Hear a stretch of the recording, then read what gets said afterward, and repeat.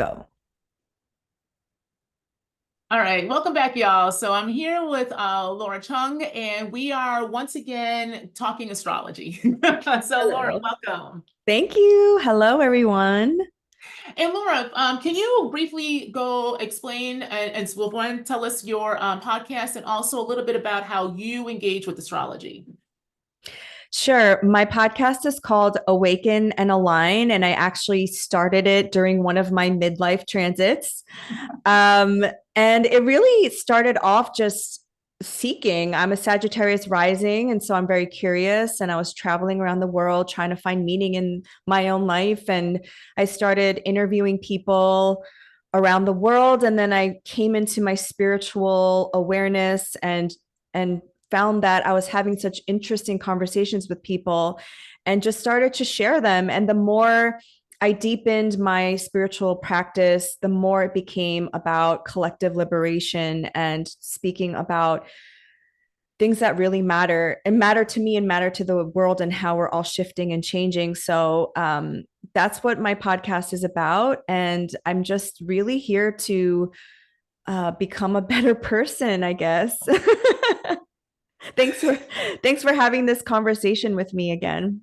Yes, and so one thing I would find interesting, Laura, and what I really like about how you engage with astrology is the fact that you work with it as a tool of liberation, both of self and the collective, but also you're not afraid to, which I really appreciate, talk about your own shifting and how you've engaged with the kind of astrology, but also metaphysics, manifestation. You have your book that you've written, right? In in the background. But I think it's really important because what I liked about your journey as you've talked online is how you've also challenged yourself to re-examine what you thought about when it comes to like manifestation and metaphysics as you brought in your personal experiences in the world around, right? So I think Yes. what I really love is how you grow with your practice. And I Thank think a lot of folks need to do that. Like we had to give ourselves permission to grow in our practice of working with astrology or cards or metaphysical or, laws of nature so that we can allow ourselves to grow versus just reproduce.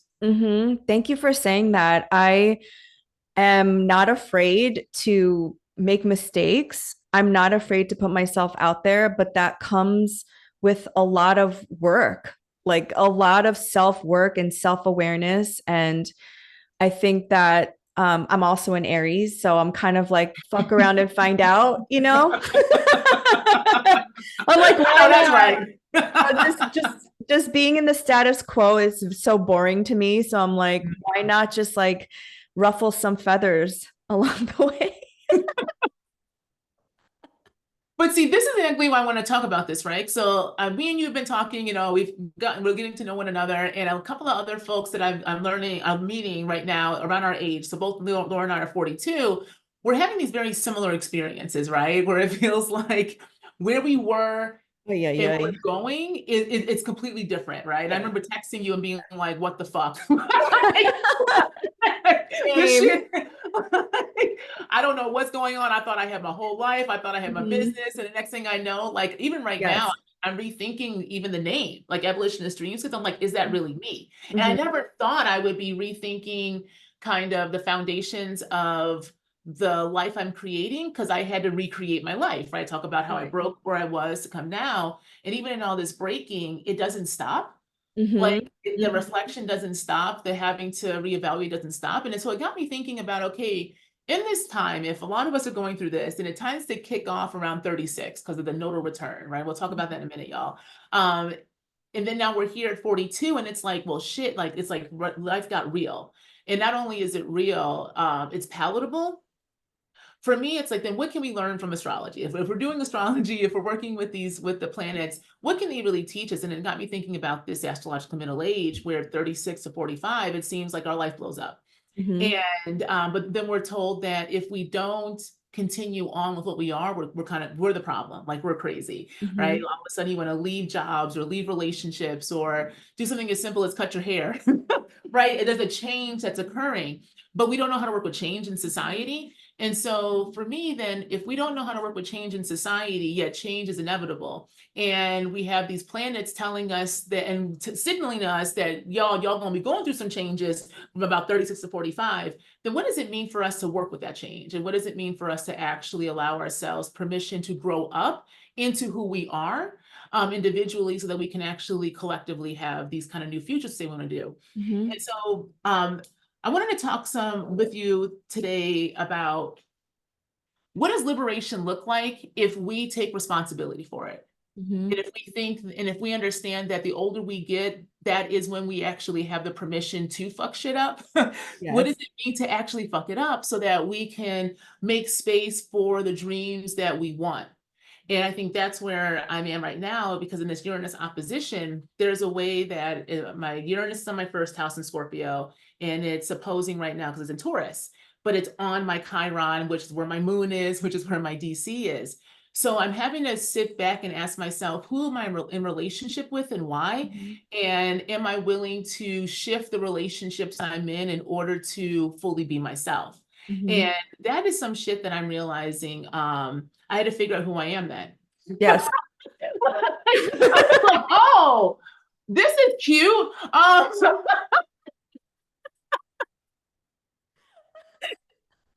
So I was like, okay, then who am I? Who am I, right? And Yes. then you think you know. I thought I knew, right? Okay, I thought I Mm-hmm. knew this whole fixed sign, the Scorpio, the Taurus, the Leo. I thought I knew it. I'm thinking, okay, I'm flowing. I'm learning how to flow. No, bitch, you weren't. You were still holding on in control. So this last month has been feeling like, how do I say, anything that's not really going to work for me in the future is being blocked.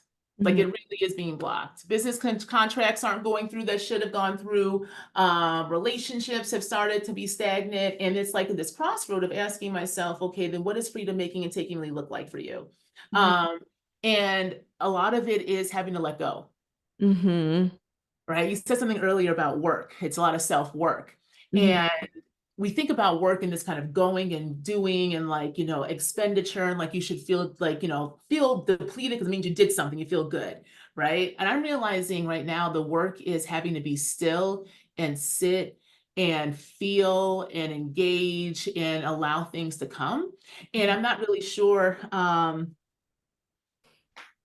It's interesting because it's bringing in a different energy at a time in which all the outer planets are moving into more action focused signs, right? So we having the outer planets moving into air and into what is it? Into Fire. fire. Yeah. And I feel like right now it's like very earth and slow, Mm-hmm. even though you feel this ramp up, right? And so I don't know. For you, how has this kind of middle age area for you been right now in your Mm-hmm. life when it comes to these kind of transits and breaking and shifting? Because you say you started your podcast at the very beginning of one of these transits. Yes. Has that gone through a Mhm. transformation itself? Yes. Well, I just want to say that I have gone through my Saturn square, my Pluto square, my Neptune square. I haven't yet gone through my Uranus opposition, but I also have Uranus in my first house. So when Uranus goes into Gemini, I'm going to be experiencing what you just said too. And I have to say that where I'm at now, I just feel so much more myself. I feel so Mhm. much more in my body. I feel more embodied. I love myself so much. I'm so grateful for everything that has happened so far. Even though looking back, I would not want to repeat what just happened in the last 7 years because that was really triggering and really rough. And my whole life turned and twisted upside down, and it felt very lonely because especially during my middle age time, we're talking about like 36 to 45, all of my friends, all of my family, they were getting married, they were having kids, they were having a mortgage, like they were all doing that, whereas I was going through this like dark night of the soul, and I'm like, what is wrong with me, like, you know. But I am so grateful I listened to my intuition and my spirit, because the person that I am now, I'm just so thankful for. And it is a lonely journey sometimes, especially if the people around you aren't going through the same thing. And they might be, but we're just not talking about it. But yes, in the beginning of my middle age, I want to call it middle life crisis at 36. At 35, I decided to quit my private equity job. So Mhm. I decided, life is so short. I'm 35. And by the way, middle age for like the average man in the United States starts at 34 or something, because the Really? average life expectancy Mhm. is like 76 or something. And for women, it's 40 because the average life expectancy is 80. So I don't know. I had this crisis moment. Like, if I don't start living my life according to my own inner compass, then I'm going to be miserable for the rest of my life. And I'm going to be chasing something that's never going to satisfy me. So I quit my job. I left the life of security and the 401k and the health insurance. And it was very like, it was releasing all of these structural foundations that at once gave me security and safety. And I'm not going to lie, it was very difficult for many, many years after that. I questioned my decisions. I was like, oh, it would be so easy to just have an office job and have health insurance. And but I just kept coming back to my spirit and my soul, and this is why I believe this is such a spiritual journey, because you have to surrender so much of what you believe will give you safety and security, and in lieu of that you'll have so much more to gain through your own internal foundation that honestly, like, it cannot be bought. Like, it cannot be found through an institution or a marriage or anybody else but you. So I know, like, that's a long-winded answer to say, like, it was worth the journey, but of course it was triggering. Oh, so let's talk about, okay, beautiful, Laura. No, the thing is, the journey and triggers, I think, is really important right now, right? Because it really is a journey. And we were talking earlier, and you said something before we started recording, which I really loved, where you were saying this is a slow process, like it's a slow burn. It's a slow burn of transformation, right? Where with these peaks of just like intensity, right? Where it's like, okay, it feels like it's quick, but if you really look at it, it's a slow burn asking you like, what do you need to give up in order to actually do what you say you do? Love yourself, right? Actually love who you are. And so if we think about that journey for folks, it starts at that nodal return around 36, right? When the nodes come back and we have to kind of face our destiny by looking at what we're used to, very comfortable. And so when you're talking about the safety and security thing, as a Sag rising, that's something I really admire in mutable signs. Like you'll see it and then you can at least work with it a bit more, right? Like, so you're like 35, I don't like this shit. What does safety and security mean to me? At 35, I asked that question, but it took my ass till about 38 to be able to I be like, mean, fixed signs takes you a right? minute. Such as that Taurus moon, because that safety and security is so important. And you really do think that if I just keep grinding, it'll be okay. Right. If I Yeah. just keep going, it'll be okay and just pivot. Whereas like the that kind of mutable energy, it's like, yeah, this shit ain't working. Oh, It's I not was like, working. goodbye. You can Yeah. move. But then we have these moments, right? So you get this the nodal return, you get the Saturn return, Saturn square, excuse me, where Saturn squares from the return to say, okay, the last 7 years, like, is it working or not? Like whatever's going on. Mhm. And I think for me, when that Saturn return hit, because my Saturn's in the 12th house in Libra, natally, and there was a lot of that's when I started to crack about the job. Mhm. It's really about because that Libra imbalance and like feeling Mhm. like I had to give up to other things, especially social justice stuff. That's when I started to really have to ask some questions about what does justice mean if I don't feel like I can actually be myself in justice spaces. Yeah. Um, and that was hard because it felt like I was a fault, like it was my fault, like I couldn't figure out how to fit without realizing that the point of these kind of returns and these reflections is to Mhm. ask, do you want to be? Like You want not to be here. Yeah. right? And I think the slow burn is because, just for people who don't understand what we mean, like Saturn returns is like 27 to 29. And so a square is every 7 years. Then Uranus is the next planet after Saturn. And when our Uranus return is 84, our Uranus opposition is like 40, 45 ish. Mhm. Then we have Neptune, and we don't have Neptune return, but we do have a Neptune square, which, yay, we are going through. And that happens like in our 40s, early 40s. And then Pluto, we have a Pluto square, which happens like 39 to 40, To you 42. almost, depending Yeah, on, yeah.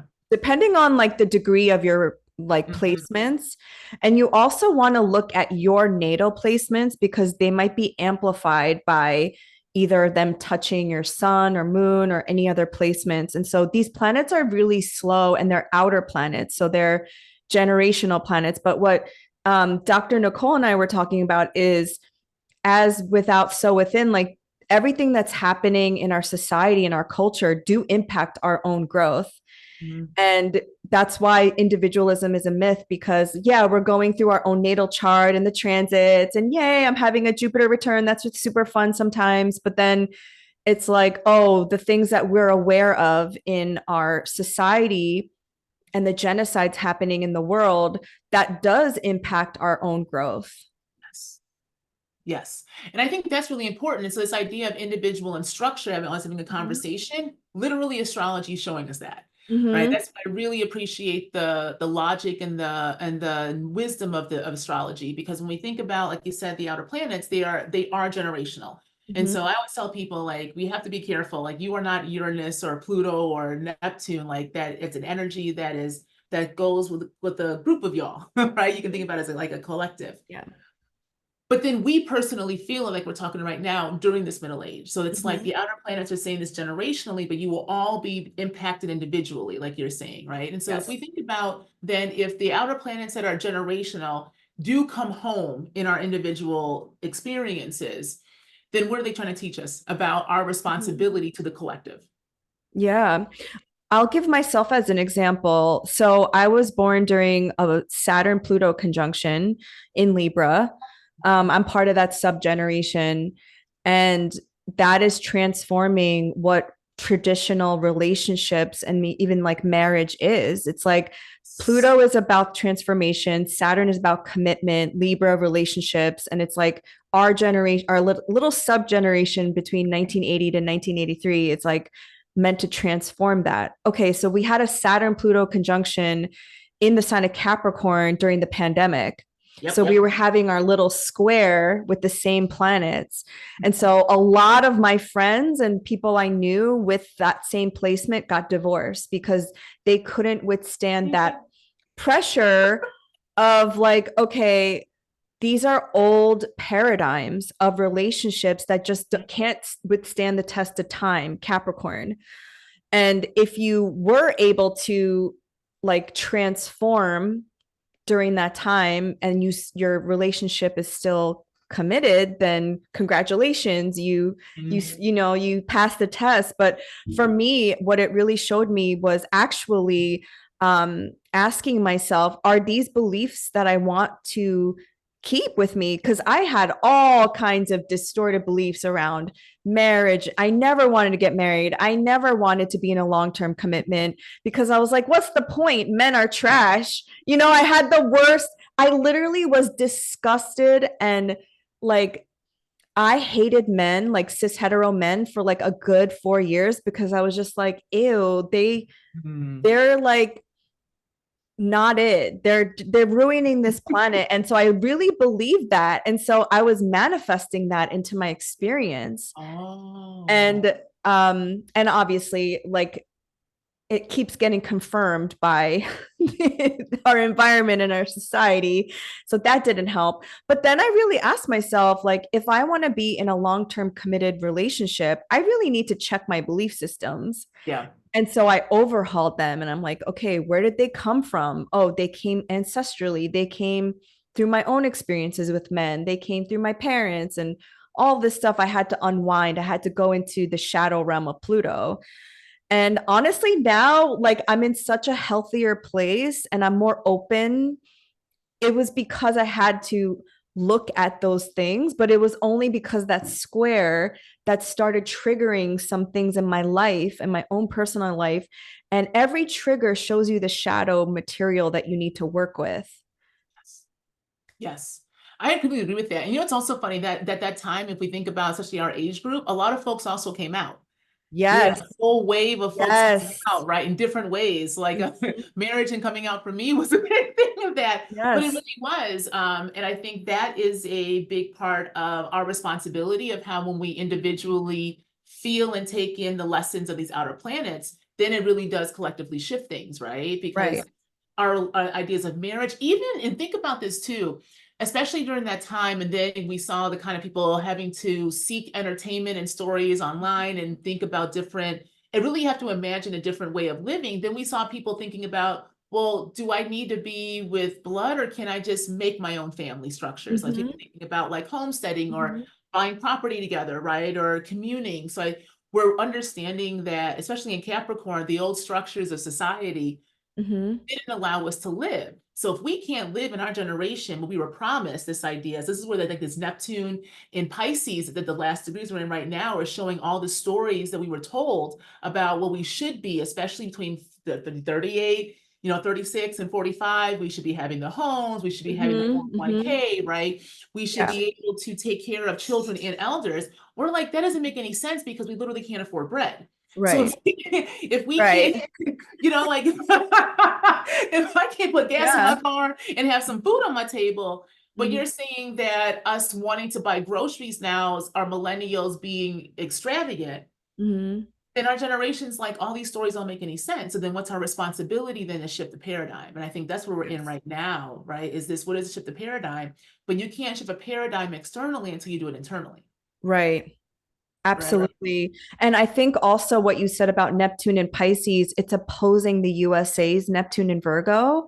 And so Mm. we're seeing very clearly this idea of the American dream, and the American dream being for just cis hetero white men who can own property, but it really didn't mean for the rest of us.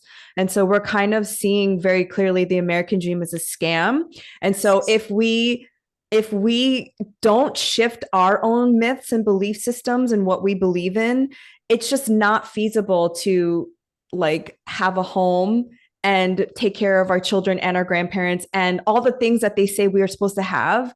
It's just not in this economy. We can't afford it. And do we even want it? So this has been really interesting too. Do Yes. we even want it, right? So I think even the excess that we were so used to, even Mhm. during the pandemic, there was a lot of kind of soft life and this aesthetic of it. Mhm. And now we're like, you don't even need that. Like, that doesn't make any sense. Like, if there's a consequence to our consumption, right? Mhm. So we're seeing this as we're having to face Congo, having to face Sudan, having to honestly even face Hawaii, right? When Mhm. the fires happened, Mhm. and the after effect of the land and who owns the land and who's allowed to then get reimbursed, who's allowed to be even seen as fully Yeah. human.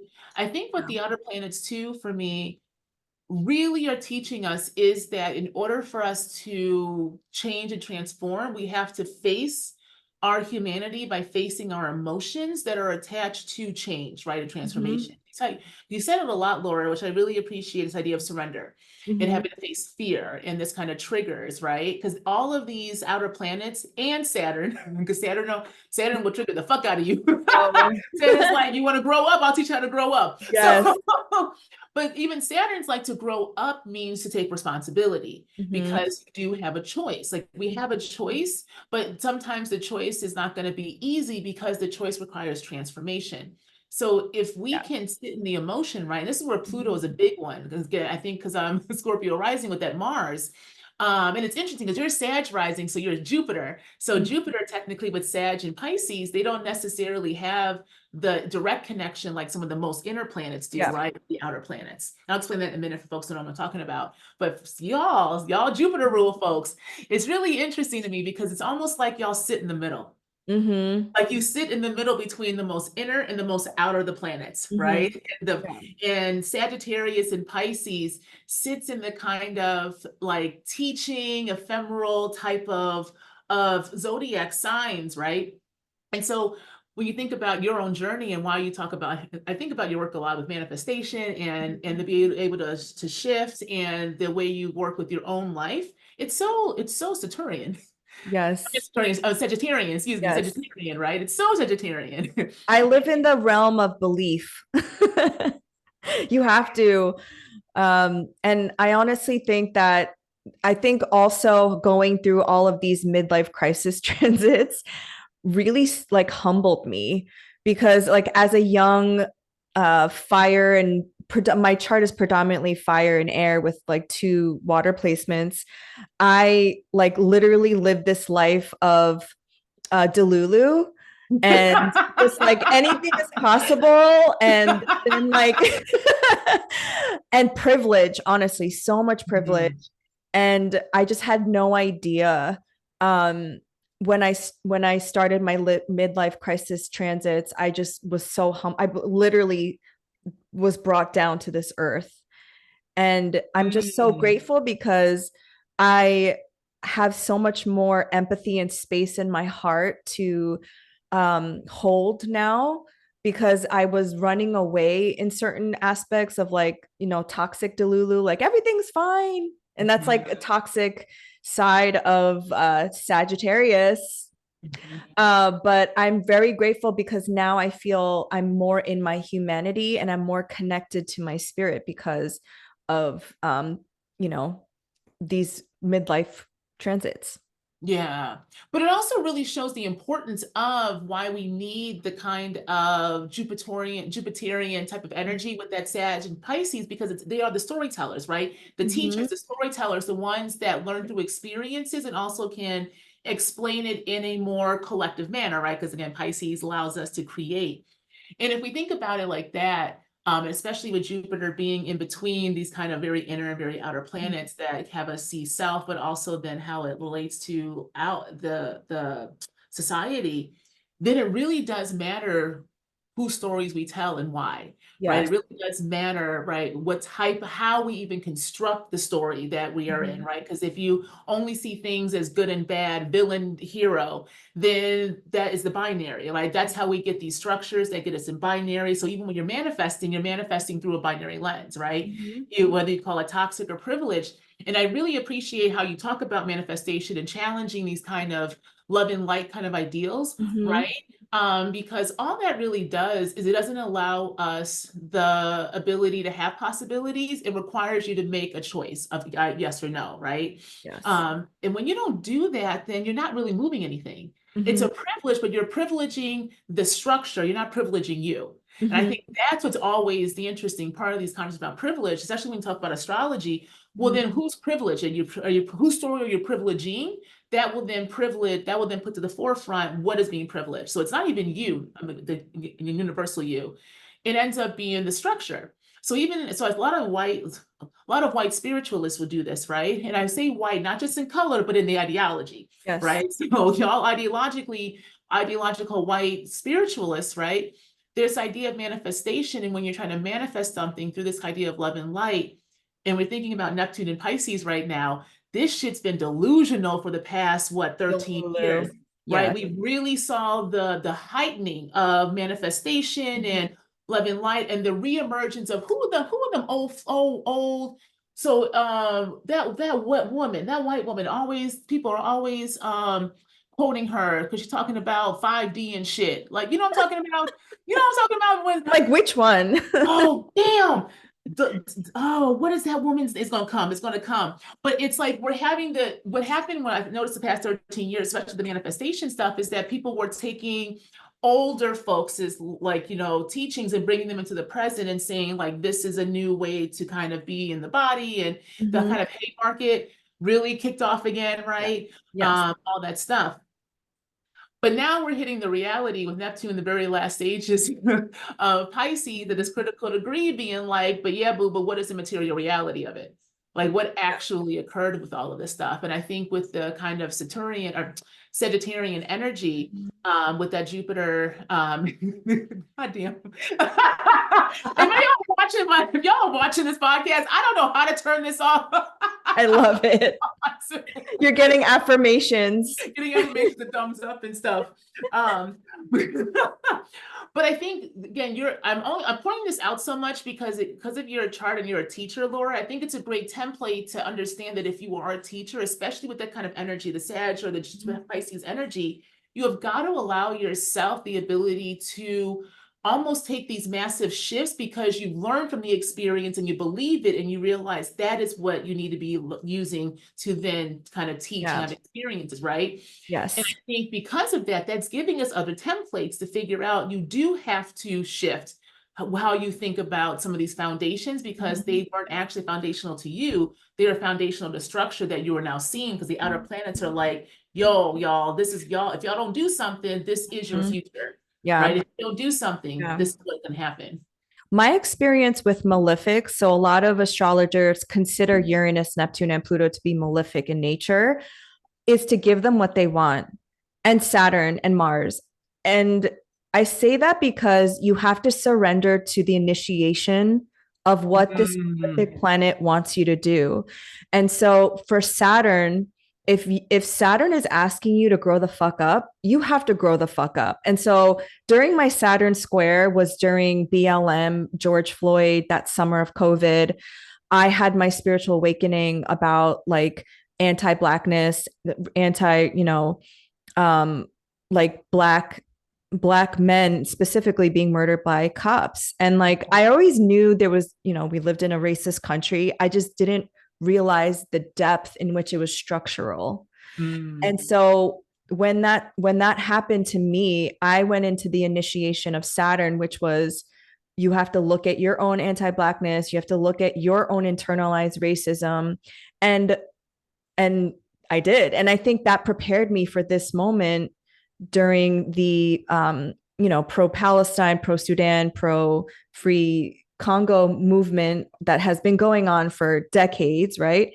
And then when I went through my Pluto square, which was more recently, I mean, it was a couple of years, I had to really look at what wealth meant because it was transiting my second house. Mm-hmm. So in ancient astrology, Saturn was the wealth god because everything was grown in the land. It was an agricultural god.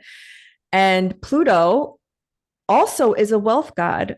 Pluto is the fertility of the land. And if you look at what's been happening in the last 500 years, the land grabs and the resource grabs and like the colonization really is very simple. It's not complicated. It's just it's stealing resources.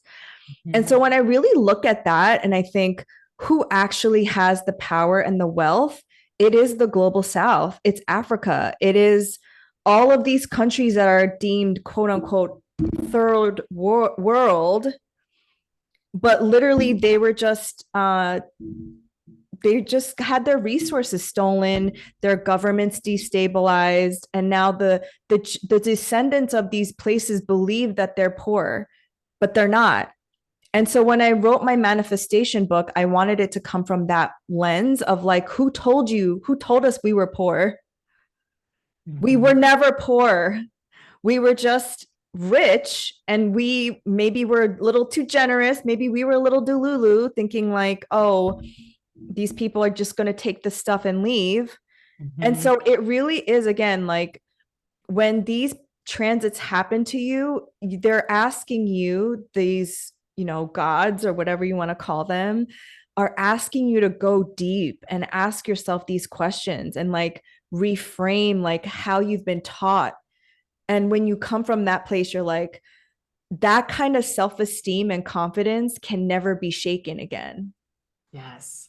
I love that because I completely agree with that. And I do, it's interesting how a lot of astrologers will talk about malefics in this kind of binary way to the other planets that are supposed to give you what more not abundance, more what is the word? It's Benefic. malefic benefit. Thank you. I was like beneficial. I'm like benefit. But it's interesting because I agree, it's like give them what they want.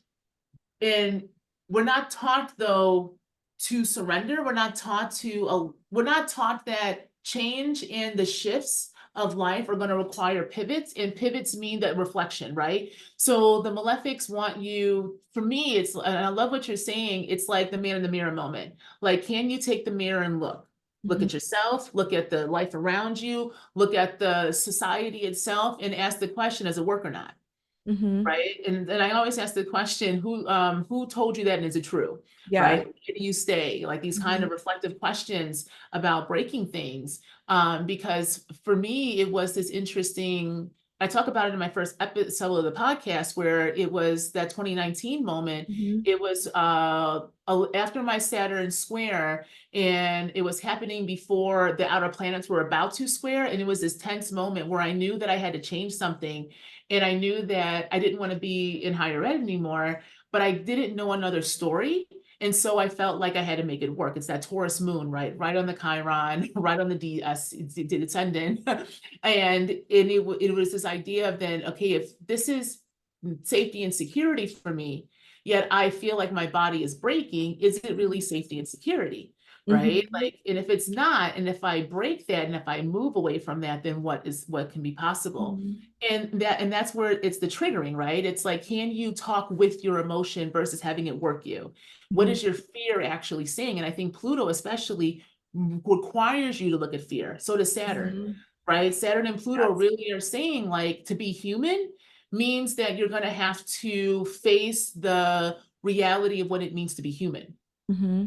And I think that's what we're realizing now. This is what it means to be human, Mm-hmm. not the scripts, not the, I need to go. Safety and security especially means getting a job. Like, let's be real, Laura, you had probably the job, the private equity, the 401, like young, you know what I'm saying? Like, there was a way that you were living a dream, Yes. but was it your dream? Right. And I think that's what we're realizing. Mm-hmm. Whose dreams are we living and why? Like, what imaginations are we using and why? And these kind of outer planets are really looking at us and asking, okay, if this is what it is, if this is society and it's not working, Mm-hmm. then why the fuck are you still doing it? Yeah. You know what I mean? Like, it's really Yeah. simple. Like, it's like they're all looking at us Literally. like, I'm confused. Like, Mm-hmm. Saturn's like, I'm really confused, y'all. I told y'all, I said there's time. I didn't say there was one time. I didn't tell y'all motherfuckers to keep doing the same time. I'm asking y'all, what is y'all's responsibility and what the fuck am I Yeah. supposed to do, right? And Yes. Neptune's like, and Saturn's like, I'm sitting in the deep waters. Y'all Mm-hmm. got me wet right now. I'm Mm-hmm. wet.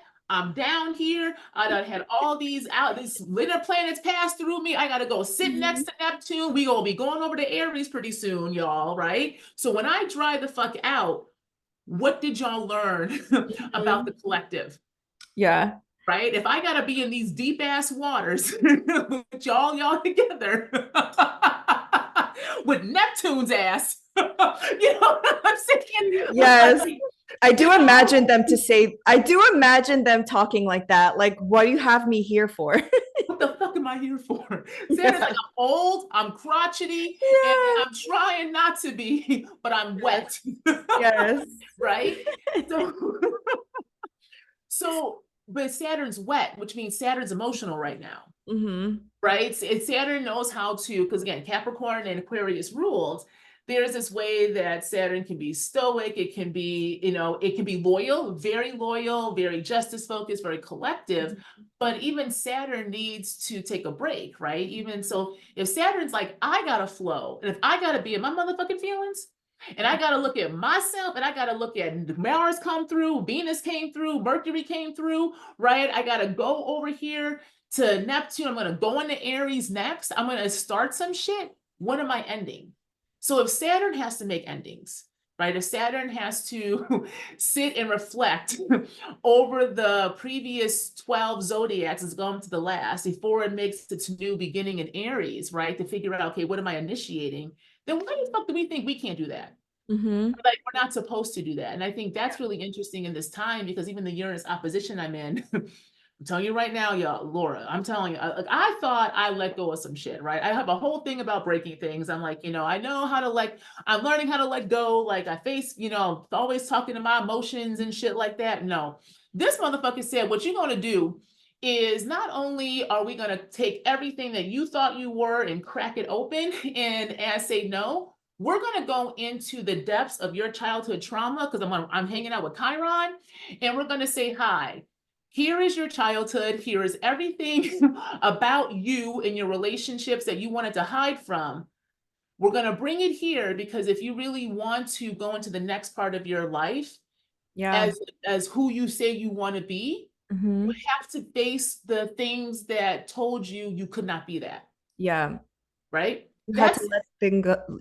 Well, you had to let all that go because you had all those conjunctions in your Taurus house. So it's yes, almost like you had to let it go to start these new cycles that honestly are really exciting. really exciting. Really Yeah. exciting. You know, the Jupiter Uranus conjunction, the Jupiter Cazimi we just had, the new moon in Taurus we just had, the Venus Jupiter conjunction we're going to have. Like all of these exciting things are starting these, you know, multi-year cycles, but you had to go through that first and let go. And I think there has to, I don't like to use the word sacrifice, but you have to like it's an offering. You have to like let Or go of yes, something yes, in order to yes, it's like what are you willing to give for this yes. part of yourself?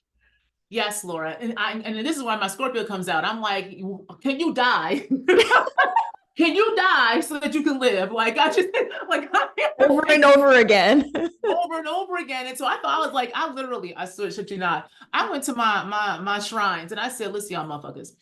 I thought I had died enough. I thought I sacrificed, I gave you my tears, I gave you my job, Mm, I gave, and they were like, yes, now can you, and it was interesting because with this conjunction, because things are opening up, relationships are opening up, they're like, yes, but do you have space for them? Like mhm, if you say you want to be seen, this is really interesting. I always said, I want to be around people who can see me because I've always felt in the past that like I was seen, but not like there was only parts mhm, of me seen, those parts were taken. And so I felt like, because again, that wound that I needed to then, whatever the person saw of me, that I would just have to lean more into that. So I would shut down other parts of myself, especially my emotions, right? I'm very emotional. I'm very feminine energy, very emotional, because I feel everything, but I mhm. didn't know where to go with that. So it's like, I need people to see me. Laura, I didn't know what that meant. Because all of a sudden people are seeing me and they're telling me who I am, and I'm like, I don't know if I trust you. What are you talking about? That's not. Mm, And then it's like they're like, I don't understand. Like, why, why are you committed to not seeing yourself like that? Like, I'm like, yeah. Like, do you see you? Yeah. and then I went back to the shrines and I said, fuck y'all. Touche, but fuck y'all. Yeah, well, when I saw your chart, I was like, you're somebody that needs to shine. You have like an angular Leo sun in the 10th house. Like you're somebody that, but Leos need to see themselves first because their light is reflected on the collective, right? Child. And so it's like this is so annoying, but I'm finding it very true because I'm in my 7th house perfection year. If you don't know what that means, it just means you're in like a 7th house year of relationships. And everyone that I meet is only a mirror to myself. And it's so annoying because I'm like, oh, I just want to blame this person. I just want to put all the onus on that person. But no, it's me. It's me. It's me. Me. I'm the I know problem. I'm the problem. It's me. Yes. It's so annoying. And the more aware you become, like the more awakened you become, the more you realize it's your responsibility. And that's it. And that's the thing. It's your responsibility. And I was like, okay, so how do I take the responsibility on, but not again have old patterns and beat the shit Mhm. out of myself about it? Yes. Right. And Mhm. so this is where I was realizing where grace and compassion come in. And this is something that I've really been sitting with, especially with this Uranus opposition coming out of my, because I've already gone through Neptune and Pluto. So this is kind of the last for me of this stuff. What I'm realizing is to have real compassion and grace for yourself is the most loving thing you can do for self, Mhm. which means that it will have you move differently. It's actually very powerful emotions that so once I was able to have grace and compassion, I'm still doing it. I'm still figuring out grace and compassion for myself. But when I was able to allow myself to feel why I was going through all of these things and sit with, okay, I'm getting all these blocks. I'm feeling as if I'm doing what I'm supposed to be doing. Like I left a life, it didn't make any sense. And I know I'm supposed to be working on my own, but this shit is hard, more hard than I thought it was going to be for various reasons. Sitting with all of that, there was a way that I realized, okay, but if I talk to myself better, how would I, if I was talking to say somebody else, how would I tell them? how to deal with this. And I say, well, girl, you just left the marriage. You you're a single mom. You're dating again, a new sex, not the same, a whole new gender and sex. You're right. You're starting a business and you're kind of experimenting to figure out what it is. Girl, can you calm down a little bit? All Like in like a very short amount of time too. in 2 years. Yeah. It's been 2 years, all of this, right? Like here. And I was like, oh shit, I'm kind of hard on myself. And I had friends being like, you are really hard on yourself, girl. Like you. So when I shifted that and I was like, okay, what if I was like just kinder? Let me tell you something. It's really interesting because a lot of the anxiety started to go down a bit. About clarity came up. And then I realized like I was still repeating a pattern of I was so used to publish and perish in higher ed, even though I left that and I was trying to go off my own, I had taken that same template and put it into my content creating. Mm-hmm. Right. So I realized the last month or two, and then being really honest with you, Lauren, with everybody else who will listen, the last month or two, I've had to really step back and ask myself, did I want to be a content creator, or was that what made the most sense? Because that was what I was used to, of having to give up shit for free to try to be seen. Yes. Right? And that was a hard thing. So I was like, what the fuck do I want? Oh, okay, bitch. Okay, so now we're gonna get real self, right? And I had to pull back. So I haven't been on TikTok or IG. I just post like some of my events. Like I'm only doing it as thing because I realized I don't like being used. Yeah. Right. If I don't like being used, then why am I using myself? Mm-hmm. Right? Because it's a responsibility, right? Mm-hmm. And if I ask that question without being like, well, fuck y'all, fuck me. No, it's like, no, this is a way that we're taught though. Like, so a TikTok teaches us consumption. It teaches us that if you are creating as a creator, you should be giving shit away for free to prove yourself. So that's Right. what follow, right?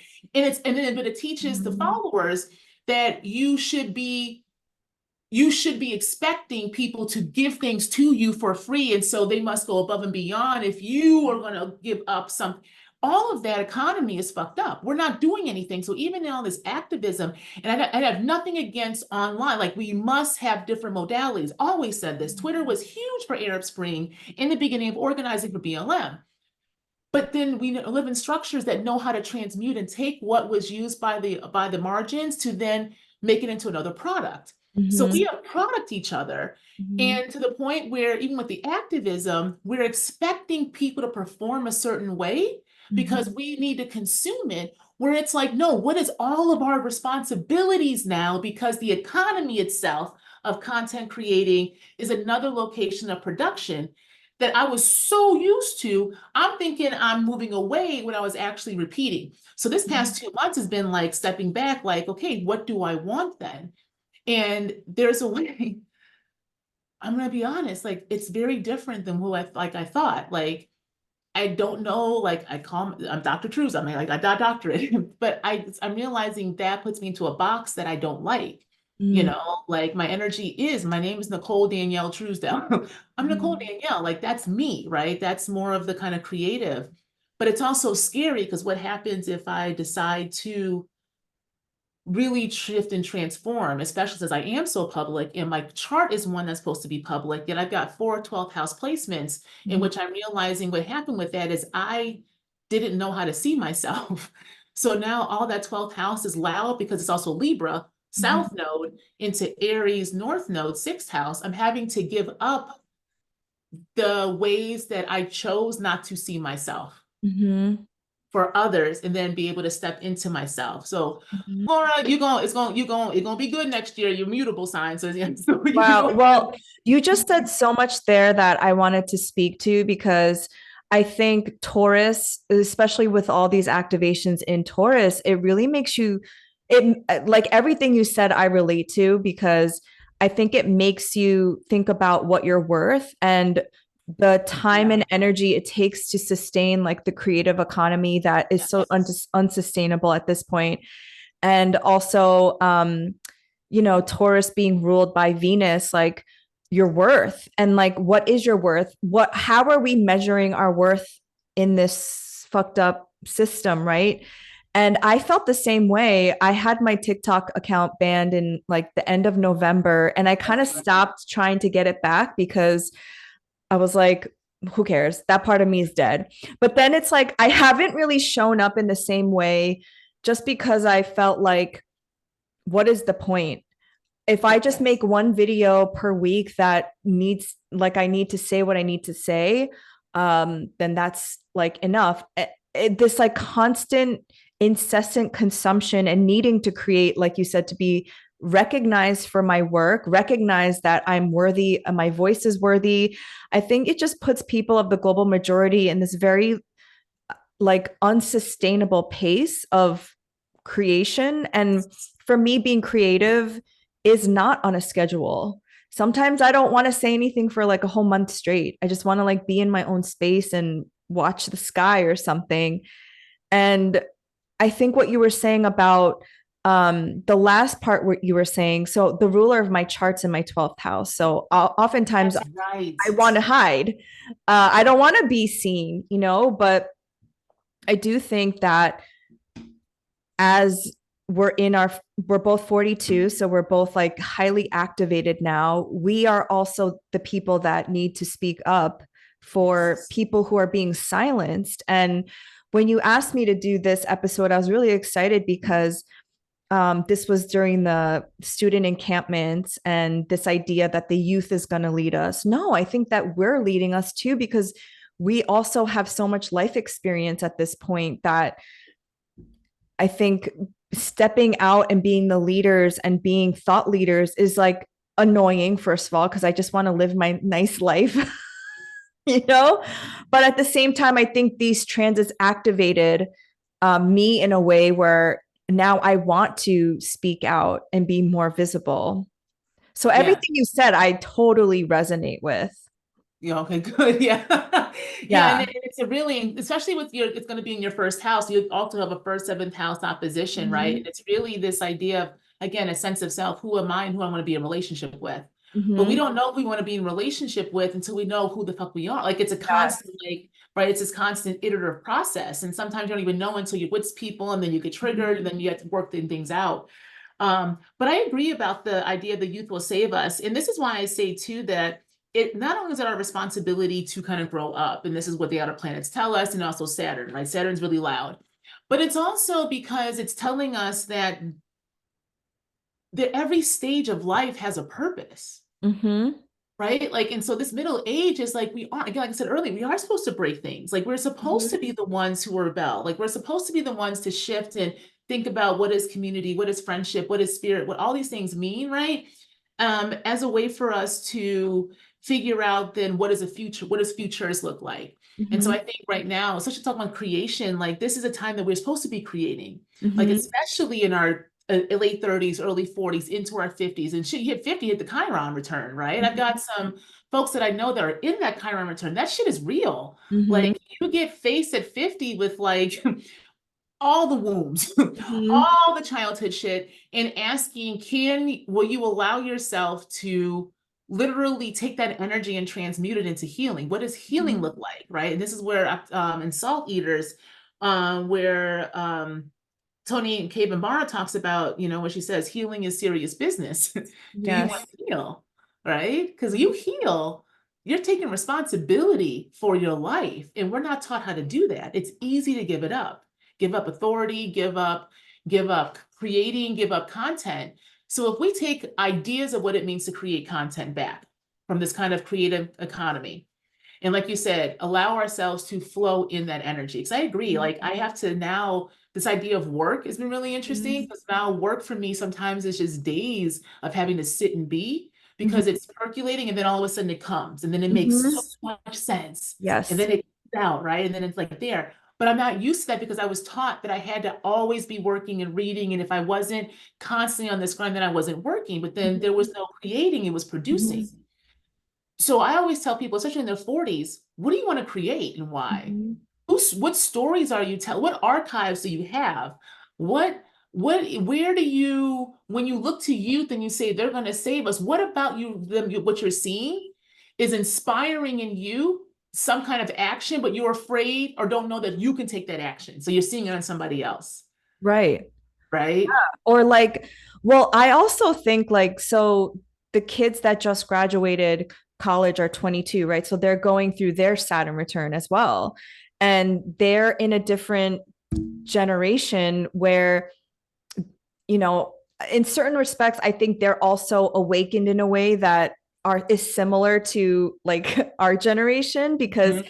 they've just when they were born 1999, 1990, like 2000s, I like think so, yeah. so they have literally grown up post 9/11, the age of the internet. So it's almost like we're, I don't know, maybe this is just a far-fetched hypothesis, but we're almost at the same state, because I didn't get the internet until, I was in, I don't know, grade school, high school, High maybe. school. No, we didn't get to high Yeah, school. high school. Hmm.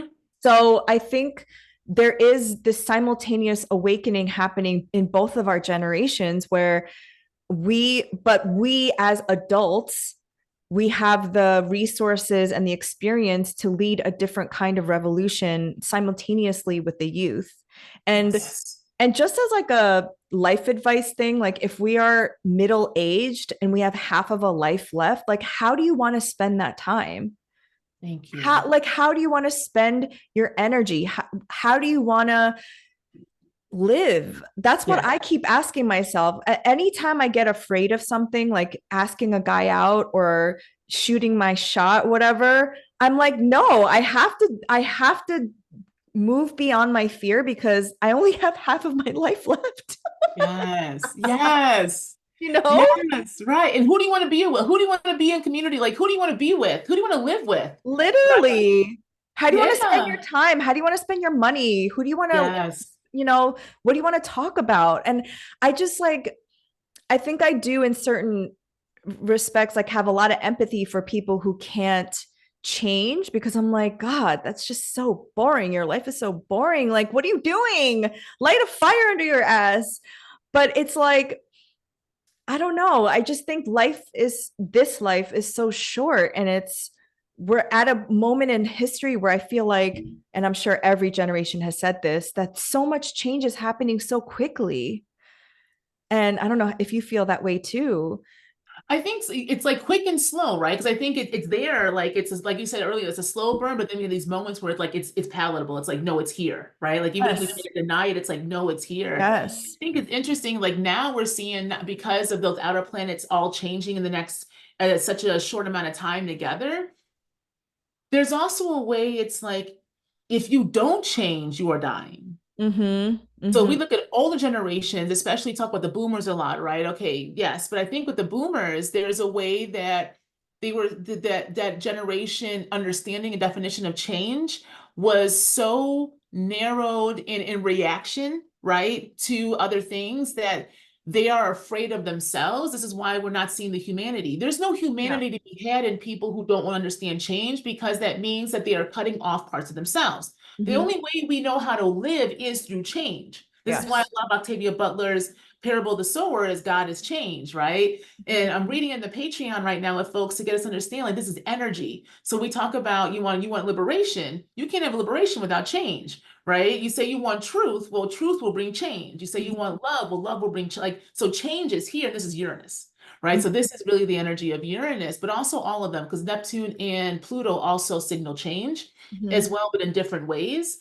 Um, and so I think it's palatable because it's here, right? It's here. And also we can't keep doing the same thing in response to change. And I think that's something that we're seeing right now with the outer planets changing Mm-hmm. and different types of life forces pushing back against these structures. So you said something beautiful earlier about resources. It's completely resource grabbing, right? And if we think about the ancients and Saturn being about wealth because it's land, Mm-hmm. and that has and Saturn's like, bitch, I'm still about wealth. Y'all just got me fucked up too.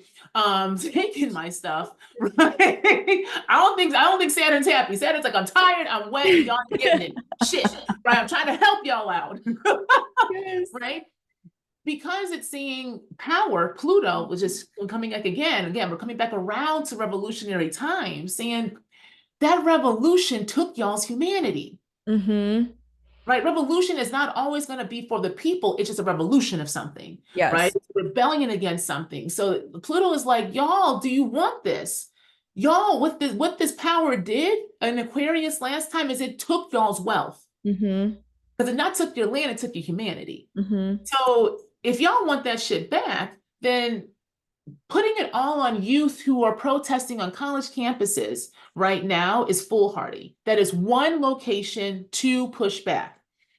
But what else is there out there? Because if you're in your middle age and you're not on a college campus right now, but you're like, oh, they're doing it for me, but you're going back to work every day doing the exact same thing and giving your labor up and coming home and not able to be fully present with your family, yet you're saying they're going to save you, right? That's the Lulu.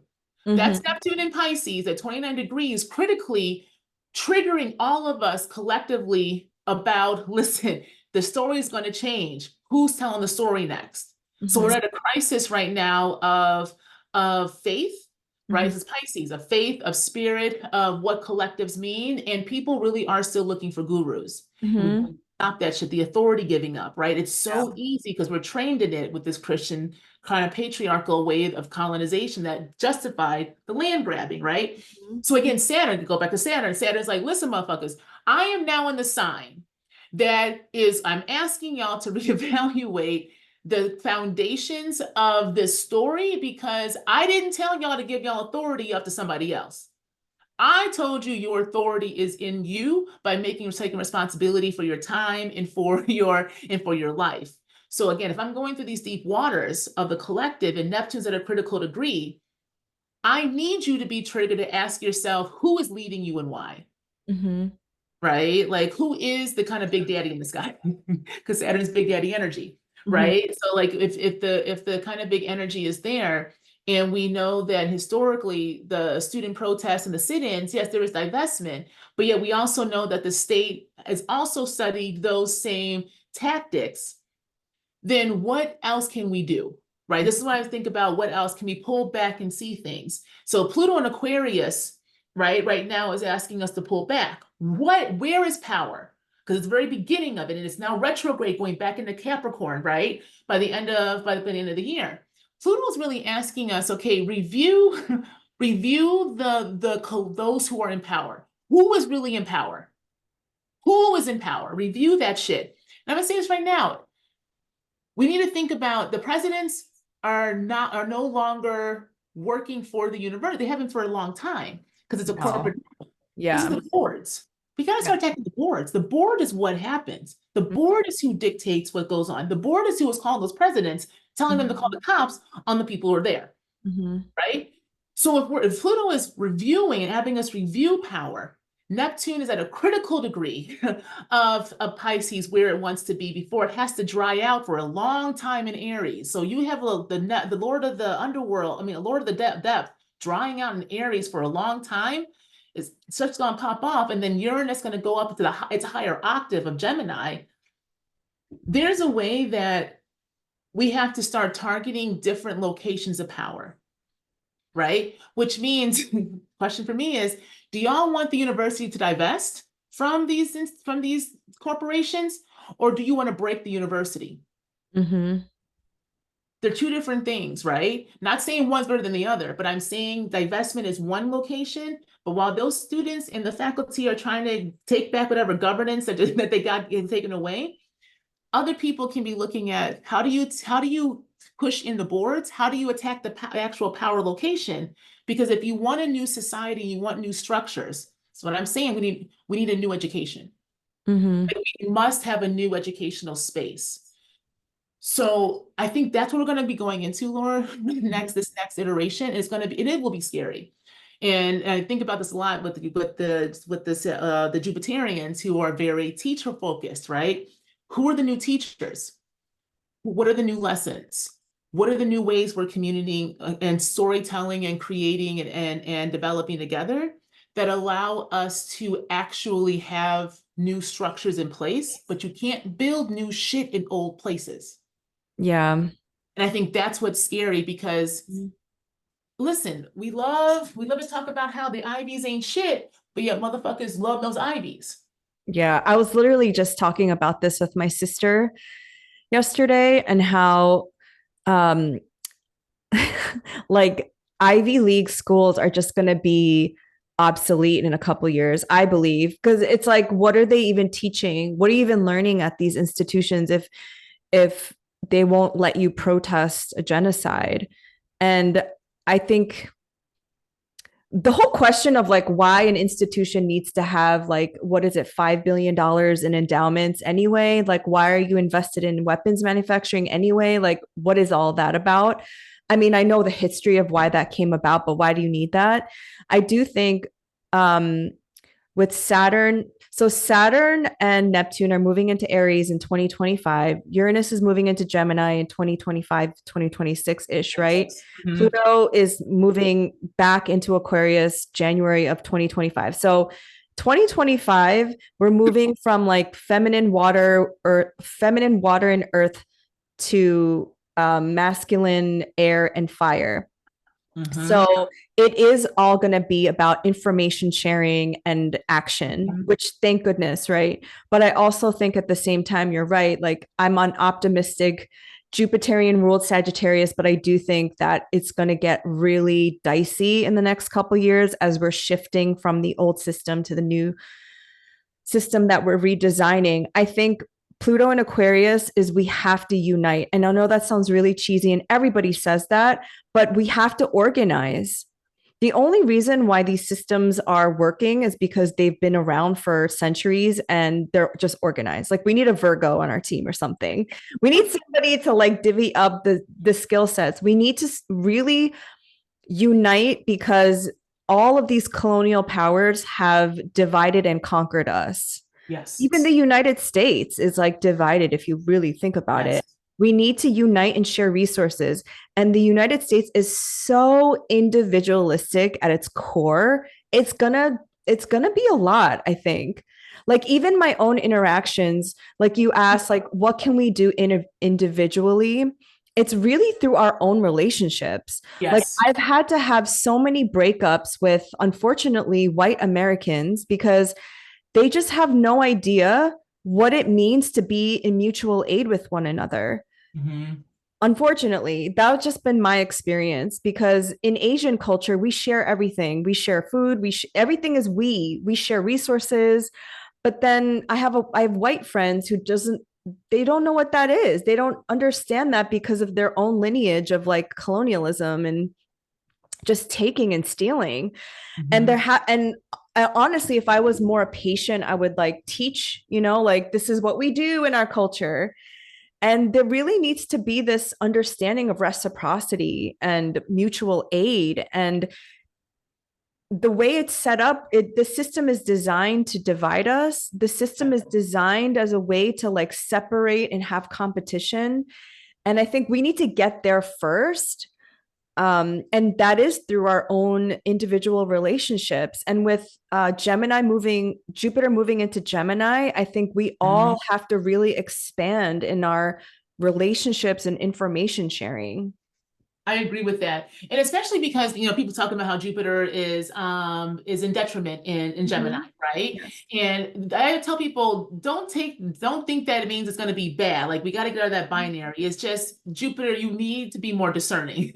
Jupiter's going Yes. to expand information, but Jupiter's been in Taurus asking you to be in your body. Right. Yes. So Jupiter has been in a sign for a while to get us accustomed to being Mhm. able to use our different senses. Mhm. Because if we're going to get inundated, right, with a bunch of, we have AI, we've got the fake news, right? We got the way that people will, and also something that's really interesting too, because of the online kind of content creation for the past few years, there's a lot of groupthink in which people are afraid to speak their opinion or ask questions because they go right to the comments first to see the general feel of it, right? The general tone of something before there's a reaction. I think with Jupiter and Taurus, because it's activated the body, right? And we have to get our discernment in. I agree with you. And going to Gemini, it's like, who do you believe and why? Mhm. Like Jupiter is still going to teach, Yeah. right? Yeah, well, Jupiter, okay, so Jupiter in its domicile in Sagittarius and Pisces is all about belief. It's like very like Mm-hmm. zooming out, big picture. I have faith and I believe in this, even though I don't see it. When Jupiter's in Virgo or Gemini and its detriment or fall, it forces Gemini, it forces Jupiter to have receipts, to have data. And Jupiter doesn't like that because Jupiter is like, I believe in if you think It's like about, vibes. yeah, vibes and like intuition and faith. And Jupiter in if you think about like Sagittarius and Pisces season, like it's the holidays, it's like very spiritual times, right? It's very Mm, faith based. But in Virgo and Gemini, it's like I need to find the data and I need to like see the receipts. And so I think it's just going to make us more, like you said, discerning, and also just get more information before we believe in something, which I don't think is a bad thing. I agree. I completely. I think it's we need. It's almost like, because I think about Gemini as the crossroads so much. Like the Yeah. crossroad, the twins. Mhm. So I completely agree with that, because again, if we have to be more discerning and we have to kind of have the receipts, Mhm. then we have to face ourselves again. So it's another kind of twin mirror moment that we're having to come into, because again, who are we giving our authority up to? So if we are looking to other people, other bodies, other entities to kind of tell us what to do, but yeah, we have not internalized or taken into consideration what that really means, then we're going to keep reproducing. So again, I think these kind of transits collectively are asking us not only what do you want and why, and what does it mean to live. And I love those questions. And I think, and on top of it, or with it as well, there's this kind of energy of, how do I say, not only what do you believe and why, but like, where do we want to go? Mhm. And who do you want to go with Mhm. on this journey? And if you believe your reality as it is right now, I said, if you really do believe what's going on right now, society wise, collectively wise, individual, the only thing that makes sense is to break everything and reimagine it somewhere else, right? Mhm. It's the only thing that makes any kind of sense. But do we want to make sense, or do we want to be comfortable in what we know? Mhm. And I think that's the reality that we're facing. People say, like, it's one thing to think it, right? It's one thing to know it here, but to actually enact it. I think this is what's going to be Jupiter and Gemini too. It's going to expand, right? The kind of air. So if you, just because you think it, you still have to do something, Mhm. Yeah, right? I think it's gonna, because Jupiter is in its fall, it's gonna be a more effort. Yes, Yeah. right. So are you about that life? I always think about this. Are you really about that life kind of thing, Mhm. right? And without judgment, or because sometimes we think we are, but then when it rubber hits the road, we're like, oh shit, maybe I'm not, maybe not like that. Like, and I think when we're honest that way, it allows us to take responsibility for what we will do and won't do versus putting it on somebody else, right? Like celebrity culture, like, the preacher, like whoever we're used to putting it on. Because again, I think we're also going to be having a new type of education. So even who we look to and what the messages come from and where we're going to go to, will be shifting. But can we see? I think it's also going to be about what sight, who we see and why and where we go to. So Yes. if we don't tell the stories, who else will? Yeah. I also think, there was this whole movement of Black celebrities, right? Just recently and during Taurus season, which I thought was so like on par. Right? It really is about our attention economy. It's like Yes. what you focus on expands, and everything in our economy is based on our attention and focus.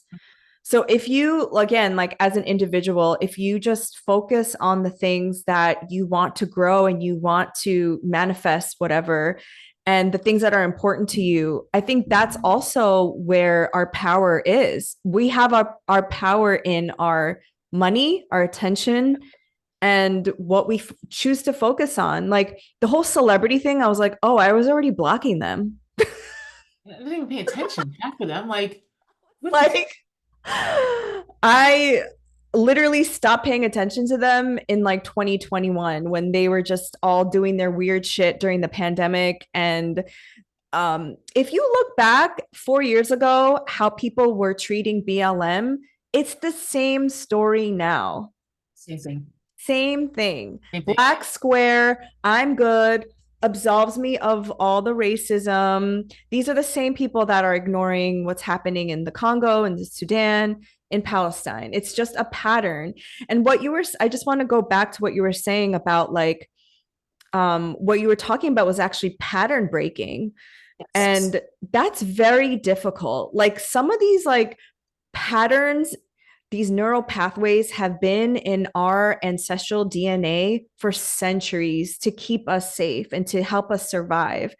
And it's not a small thing that you left your marriage, are a single mom, started a new job, starting a new thing. Like that's not a small thing. So you have to remember to give yourself like time and grace because you're breaking so many generational and ancestral patterns like within yourself.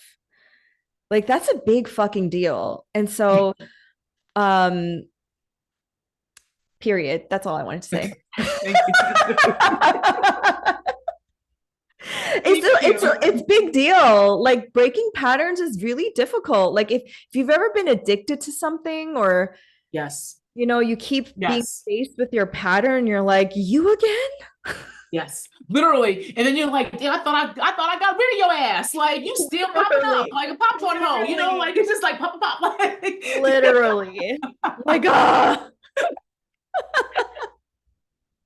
But I think this is the power, right? I think this is what, again, I always talk about why I do astrology because, people will be like, oh, astrology, I don't believe in it. I'm like, your belief don't negate what the wisdom of the stars will tell us, right? So it's not about a belief, but it is another place that I believe is trying to help us figure out what it means to be human. Mm-hmm. And they're co-conspiring with us. Um, and I love what you said about you have to just surrender to malefics. And if the outer planets, if the most outer planets, all of them are malefic, there's a reason then for that, Mm-hmm. right? Yeah. And so it's not about just the benefics, right? What's a benefit? You can't even partake in your benefit until you've actually understood what is malefic. Like there is Yes. reality there, right? Yeah. So I think what we're learning now is that if we want to be human, we have got to give up what made us unhuman to begin with, what has Yeah. dehumanized us. And I think this is everything that we're going through right now, astrologically, personally, right, for those of us in this kind of time frame of our life, but everyone generationally. If we want to be human, we have to surrender. And malefics are saying, we Mm-hmm. want you to surrender and give up everything that told you that you weren't human. I just want to say one last thing. I know we're going above and beyond our time, but and I do believe that because, like we mentioned, each generation is part of these, specific time periods of history, right? So the Pluto and Leo generation, which are the boomers, my parents were born in that generation. Um, they were like the father knows best generation. And so now with Pluto and Aquarius opposing that generation, we're seeing very clearly how toxic and wrong they all are. But I don't believe this is why learning astrology gave me so much more empathy for my own parents who are part of that generation. I don't believe they were meant to awaken in this lifetime. I don't. I think they were meant to be Mm. as toxic as they were meant to be. And, I grew up in a very violent household. In order for me to be molded into the person that I am today, to finally break those patterns. And Yeah. so that gave me a lot of compassion and empathy for my own parents because I'm like, why can't they just wake up? Why can't they just, but they're not going to. They're not. And my wish for them is to only maybe come into this next lifetime with as much grace as their soul will let them be. But I think releasing that hope and expectation of them really set me free because I look at my chart and I'm like, if there was no such thing as colonialism or capitalism, like what would I do? But I think in my lifetime, I was meant to be a disruptor. I was meant to be an awakener because I came in this specific time period. I don't think I was meant to just like have a quote unquote normal life because I wasn't made to be normal. I wasn't made to be like um upholding the status quo. I was meant to awaken people, Uranus on the ascendant. So it's like in that way, it gave me permission to be exactly who I am and to be as annoying as I can possibly can be. That's the gift of astrology. I agree with that. And I think that's a perfect way to end, honestly, because it is the permission, right? And I think in this kind of, and especially in this age range, because again, we're told that we're supposed to already know and be and fix. The stars are like, no, we're giving you permission to completely break and reimagine. Yes. And wherever your Uranus is in your chart is where you are supposed to break and disrupt from what is, because that's where change is in your chart. So both Yeah. of us are first house, so we will always be going through changes, right? Yeah. And we will, and our presence will always be disruptive to other places and spaces that don't want change, right? So we will, in our physical bodies, because it's the first house, will be uncomfortable, right, in those spaces. And I think if we allow ourselves the permission to be like, well, that's what our higher selves know how to ghetto that shit was decided for us this lifetime. Then what happens if I just do what I wanted to do, right? And I think that's Literally. the permission. So I want to let's wrap up here since we've been going. But I really appreciate speaking with you, Lauren. Hope we can do this again as well. And I Yes. love these kind of topics as we engage with them as well. But the one thing I want to take away, what we just talked about, and I really loved how you both started and stopped this episode, speaking about the slow burn at the very beginning of change and how we have these big moments of like realization. But now we're ending it with, can we give ourselves permission to allow ourselves to go through that journey of the slow burn with Yes. the intense moments so that we can come in this next part of our lives, the second half of our life, and actually live. So Mm-hmm. I what does love it mean to live, y'all? that. Right? What does it Exactly. mean to live? Exactly. Thank you so much for this nourishing conversation and just like the permission to just be ourselves is the gift, right? Yes, yes, as always. And as always, y'all, I will have information for how you can reach out, listen to Laura's podcast, Awaken Align, as well as her book and how to are you still taking astrology readings, Laura, for the public, or have you pulled back from that for right now? I am for right now, but That's what I TBD thought. for the future. Yeah. Okay. Yeah, so please go ahead and follow Laura. Laura is on IG. You do have a TikTok, but I believe you're more active on IG though, right? At least. Right now, yeah. Right now. Okay. So IG and TikTok. And again, I'll have all those information in the show notes below. And as always, y'all keep dreaming, keep exploring, because it's through the dreamscapes that we can actually allow our imaginations to give us the futures that we want. All right. Until next time. Bye.